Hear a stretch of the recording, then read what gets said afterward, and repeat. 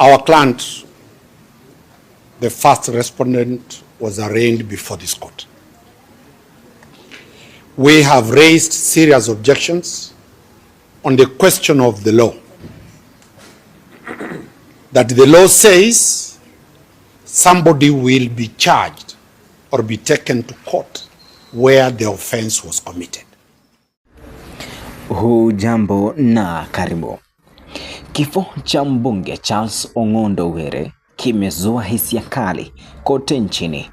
Taarifa rasmi za polisi zinaelezea kuwa ni mauaji yaliyolengwa, tukio la kikatili ambalo linaacha maswali mazito kuhusu usalama wa viongozi wa kisiasa, hususan wale wa upande wa upinzani. Je, Kenya inarudi kwenye enzi ambapo sauti za upinzani zilinyamazishwa kwa risasi badala ya hoja? Kwa miaka mingi taifa hili limejivunia mchakato wa kidemokrasia unaoruhusu tofauti za kisera na kimawazo. Lakini tukio hili linaibua wasiwasi kuwa kuna dalili za kurudi kwenye siasa za vitisho na visasi. Wakati ambapo taifa linapaswa kushikilia msingi wa demokrasia, mauaji ya viongozi wa kisiasa, hata kama ni mtu mmoja, yanachafua msingi huo. Kilicho hatari zaidi ni ukimya wa serikali kuhusu swala hili. Hakuna msimamo wa dhati wa kulaani, hakuna ahadi thabiti za uchunguzi huru, na hakuna ishara kuwa haki itatendeka haraka. Hii inaleta picha ya taifa lisilojali usalama wa wawakilishi wake waliochaguliwa. Swali ni je,